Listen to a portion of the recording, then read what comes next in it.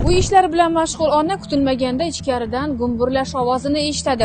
O'zi gum qilgandan keyin mana shundoq bordim. Borsam o'g'lim o'zi chiqib ketayotgan ekan, qo'lini ushlab. Ko'rganimda endi qoniydi, yuzi ham qorayib turuvdi-da, o'zim qo'rqib ketdim. Tez yordam ko'rsatishdi, operatsiyaga olishdi.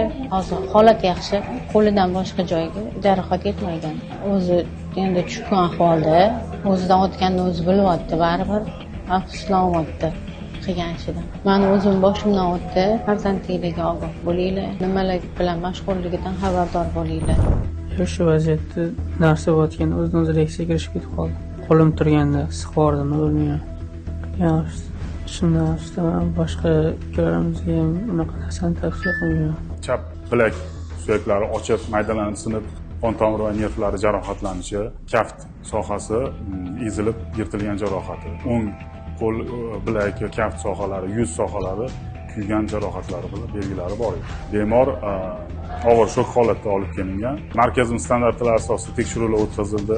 MCGT tekshiruvlari to'liq tarzda o'tkazilgandan so'ng bemorning shoshilinch tarzda jarrohlik amaliyotiga olingan. Jarrohlik amaliyotida chap qo'l kafti tomirlari to'liq uzilishi, nervlari uzilishi va suyaklari maydalanib singanligi, yumshoq to'qimalarning holatini hisobga olib bemor qo'l kafti olib tashlangan. Hozirda bemorning ahvoli nisbatan qoniqarli deb baholanmoqda. Kuygan jarohatlariga ishlov berilmoqda. Pirotexnika vositalaridan har yili mana shu dekabr, yanvar oylarida jarohatlangan bemorlar soni oshishi kuzatiladi.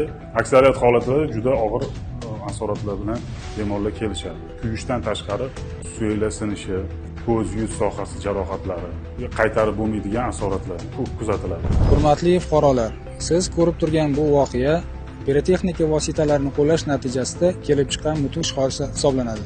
Hurmatli ota-onalar, farzandlaringizni pirotexnika vositalarini qo'llamaslik borasida o'z nazoratingizga olishingizni so'rab qolamiz.